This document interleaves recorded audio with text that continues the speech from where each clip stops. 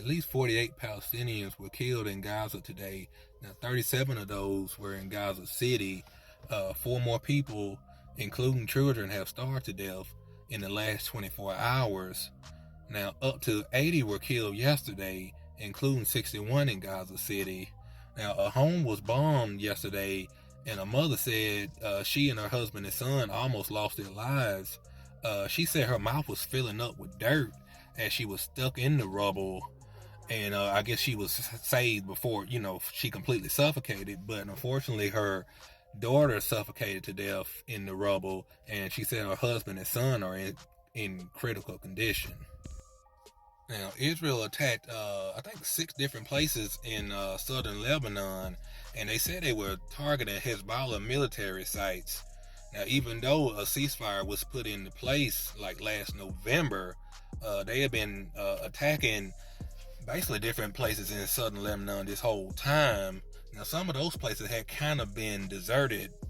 or, people had kind of been displaced for a while, and these were basically smaller strikes, but now they're starting to attack places where people are still living, and it seems to me like they just want to keep things going, and it's almost like they're trying to force Lebanon back into some kind of back and forth war with them, and they just seem to have something going with multiple countries at all times, and they'll kind of portray themselves as the victims in these situations, but they've been bombing these people the whole time since the ceasefire. It's been almost a full year, and they're still attacking Lebanon, and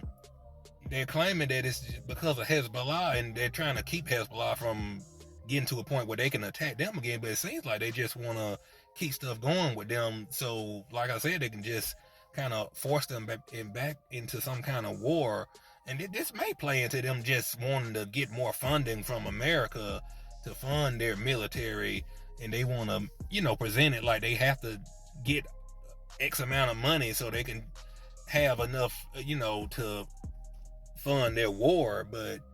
to me, it seems like they just want to keep war going, and this may be just from Netanyahu want to keep things going so he can keep his political career going, because I think he just had a hearing the other day about different corruption things that he has going on. So this man just has to keep something going at all times, no matter how it affects the countries around him.